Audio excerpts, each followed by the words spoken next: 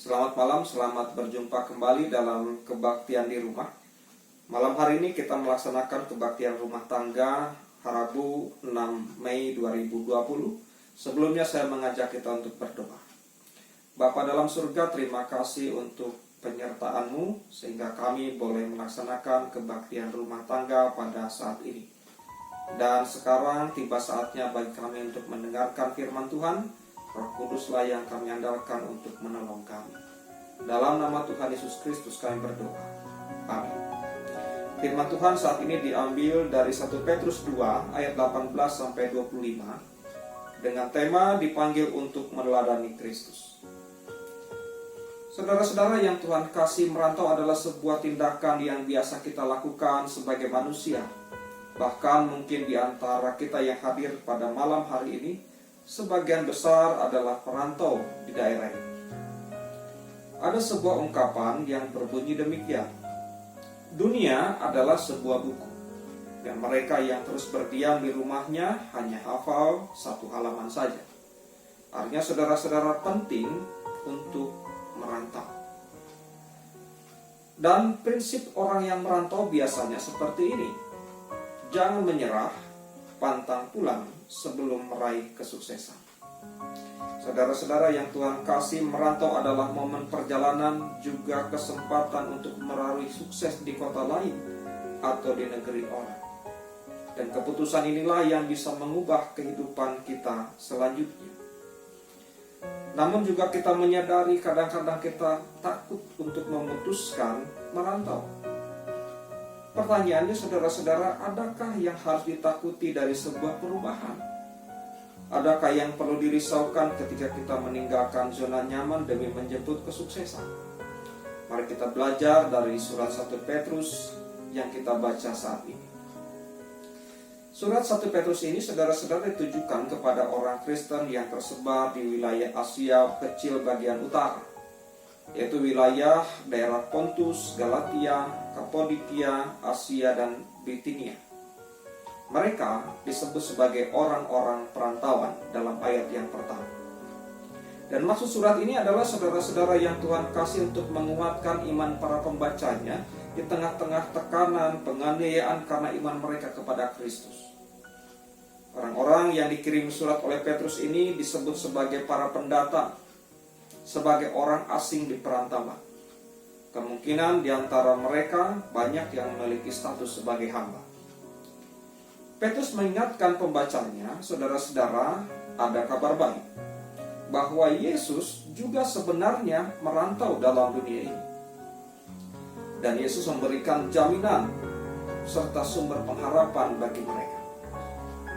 Petrus ingin mengingatkan kepada mereka, Yesus yang merantau dalam tanda petik di dunia ini, saudara-saudara, harus mati kemudian hidup kembali, dan itu merupakan jaminan yang luar biasa. Dia rela mati, menderita sebagai orang yang merantau dalam dunia demi menjalankan misi Kristus atau misi Allah, yaitu menyelamatkan manusia. Petrus hendak meyakinkan mereka, saudara-saudara, bahwa mereka pun memang akan mengalami penderitaan karena beriman kepada Kristus. Dan Kristus akan memberikan ganjaran yang setimpal buat mereka. Saudara-saudara yang Tuhan kasih, sebagai orang Kristen di negeri asing, bahkan menyandang status sebagai hamba, tentu bukan perkara yang mudah buat mereka saat itu. Kemungkinan mereka diperhadapkan dengan majikan yang bengis, yang kejam, bahkan tidak punya perasaan. Dalam suratnya, saudara-saudara, Petrus memerintahkan mereka yang berstatus sebagai hamba agar menunjukkan sikap tunduk. Artinya saudara-saudara, mereka harus hormat sehormat-hormatnya kepada tuannya, walaupun tuannya itu mungkin dianggap kejam.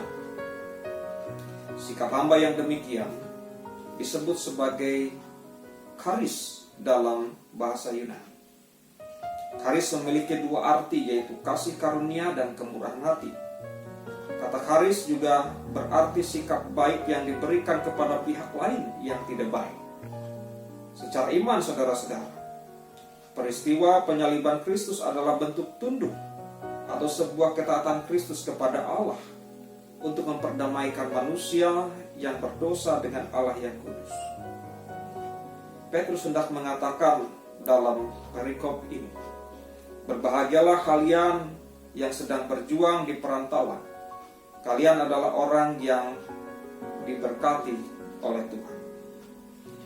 Bagi kita saudara-saudara, merantau adalah sebuah proses pembenahan diri. Jika niat telah timbul, maka pantang rasanya untuk mundur selangkah pun. Karena mundur berarti tanda kegagalan. Ibarat sebuah anak panah yang dihunus kemudian menghujam sasaran. Ia tak akan pernah kembali. Ia terus menembus batas dan mencapai tujuan yang digariskan. Bila layar sudah berkembang, pantang untuk pulang. Saudara-saudara, tantangan bagi kita sebagai perantau begitu besar, sama seperti tantangan yang dialami oleh Kristus dalam dunia ini, begitu besar. Tetapi kita diajak untuk bisa melaluinya dengan tetap teguh hati, tengadahkan dada, dan jangan pernah menyerah. Maka perantauan rohani kita dalam dunia ini harus memiliki prinsip seperti Yesus. Yang pertama, saudara-saudara, pantang pulang sebelum menang. Yesus dengan setia menyelesaikan misi Allah. Artinya saudara-saudara, meninggalkan kampung halaman bagi kita adalah hal yang berat. Bagaimana kita tidak merasa berat karena kita akan diperhadapkan dengan situasi yang baru, kehidupan baru, masyarakat yang baru. Ini semua menjadi tantangan tersendiri bagi kita di perantauan. Yang kedua, saudara-saudara yang Tuhan kasih, peganglah integritas. Yesus selalu belajar. Yesus selalu belajar untuk terus mengembangkan pelayanannya dengan setia. Yesus selalu mengajarkan juga kepada kita untuk tetap berada di jalan yang benar. Salah satu prinsip yang harus dipegang teguh oleh orang yang merantau. Hiduplah dalam kebenaran, jauhilah kejahatan. Yang ketiga, saudara-saudara, hidup harus menjadi berkat. Yesus menjadi penyembuh, Yesus menjadi penolong, pelindung, pembela, dan bahkan penyelamat. Artinya ketika kita merantau, kita harus menjadikan diri kita sebagai orang yang bermanfaat bagi orang-orang di sekitar kita. Entah itu kecil atau besar, yang penting kita berdedikasi di sana, punya peran di sana. Yang keempat, saudara-saudara, ibadah dan doa sama dengan fondasi hidup. Yesus tetap dengan setia selalu berdoa dalam pelayanannya di perantauan.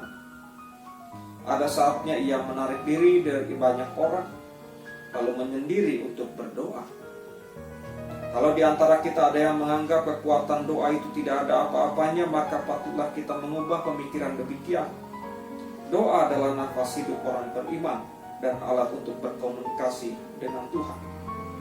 Berbagai pergumulan, keluh kesah dan cobaan kita seperti yang saat ini kita alami, jangan kita mencobanya untuk menyelesaikan sendiri tanpa bantuan Tuhan.